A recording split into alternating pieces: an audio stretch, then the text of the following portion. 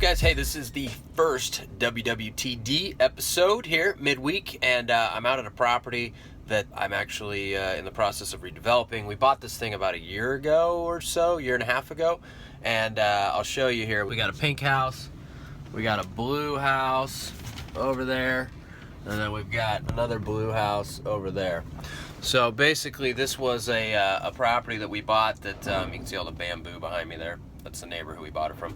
This was a full acre, and so the question was, what do we do with it? So I basically thought, let's talk about what you do with a property like this. So we found this property. It's got 3 houses on it. It's a full acre, and so most investors might look at it and be like, well, there's 3 houses on it.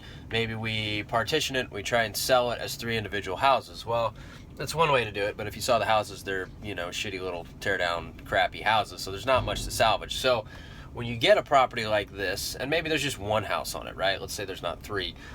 This is kind of an anomaly because there's 3 houses, and that's why it was also a good buy, because we were renting each house, as bad as they looked, for about $1,000 a pop, so it was cash flowing pretty well while we owned it.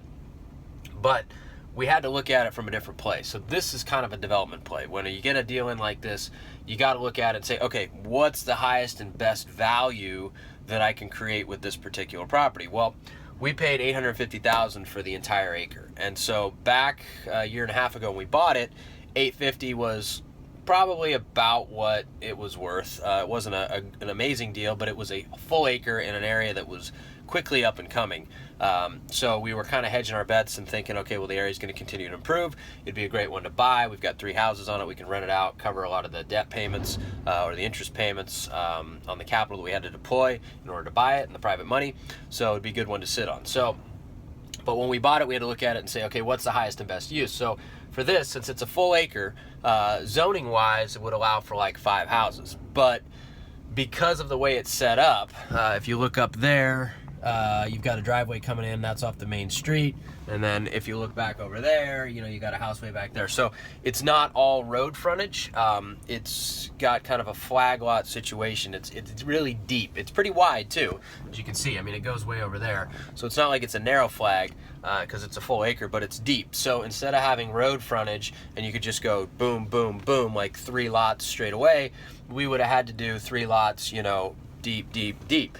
And so originally we had it platted for that, but there's development restrictions in Lake Oswego when you do flag lots, which makes it difficult to build not only the second house back, but the third one's even harder.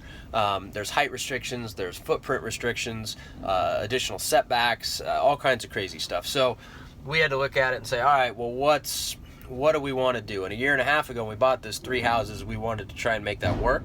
But at this point, because the market's come up so much, we figured, you know what?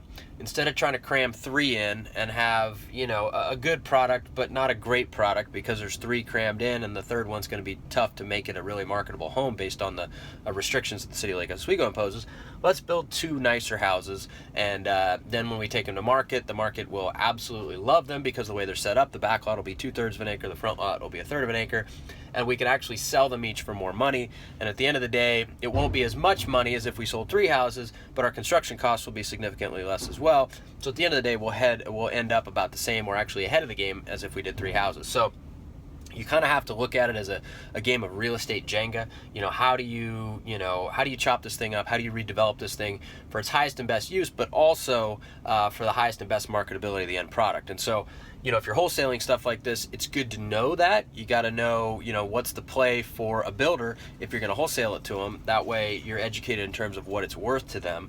But if you're getting into new construction or development yourself, you obviously need to get to know, your municipality or whatever city you're working in, what their restrictions are in terms of building on a flag lot situation, whereas in Lake Oswego it's really tough. They've got social engineering in place to try and prevent you from doing much with flag lots unless they're overly big. Fortunately, this is a full acre, so it worked out for us, but if it was a lot smaller, sometimes flag lots are not even possible to really build because of the height restriction and the setback restriction. So they push you down and they push you in.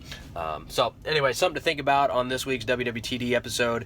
If you get a big piece of property and like this, really get to know, what's allowed, what's not allowed. Just because the zone zoning says it allows for 4 or 5 houses on here, it doesn't mean that in practicality or in trying to get it done that you can actually do it, right? Just because the total square footage of the lot allows for it based on the underlying zoning doesn't mean that you can get it done necessarily. So get to know what the rules and restrictions are for your municipalities and cities, and get to know the zoning, obviously, on every lead that comes in, and then play a little real estate Jenga yourself. All right, guys, this is this week's WWTD. Figured I'd sign off with our new sign-off, so for those of you that are over religious, I don't think this is too offensive, but I thought it was pretty funny. So I may not walk on water, but I sure walk on my own job sites. I'll see you guys next week.